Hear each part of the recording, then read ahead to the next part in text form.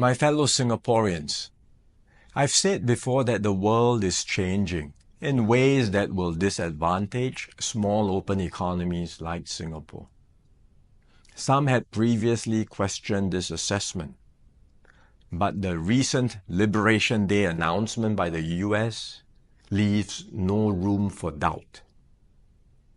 It marks a seismic change in the global order. The era of rules-based globalization and free trade is over. We are entering a new phase, one that is more arbitrary, protectionist, and dangerous. For decades, the U.S. was the bedrock for the free market economies of the world.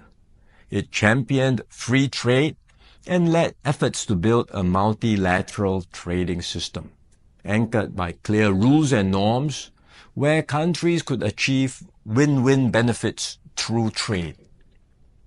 This WTO system brought unprecedented stability and prosperity to the world, and to the US itself. To be clear, the system is not perfect.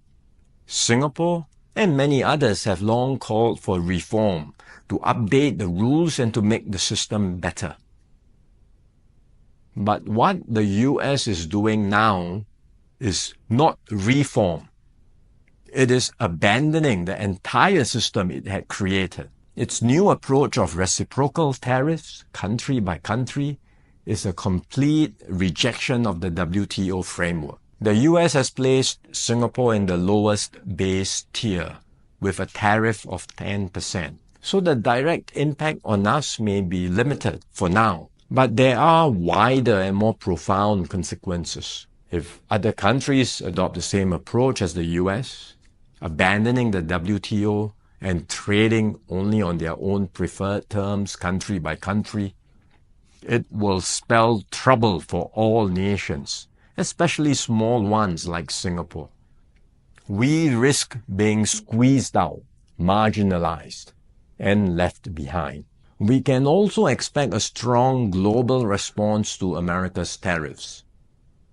Singapore has decided not to impose retaliatory tariffs, but other countries may not exercise the same restraint. The likelihood of a full-blown global trade war is growing. The impact of the higher tariffs, plus the uncertainty of what other countries may do next, will weigh heavily on the global economy. International trade and investments will suffer, and global growth will slow. Singapore will take a bigger hit than others because of our heavy reliance on trade. The last time the world experienced something like this was in the 1930s. Trade wars escalated into armed conflict and eventually the Second World War.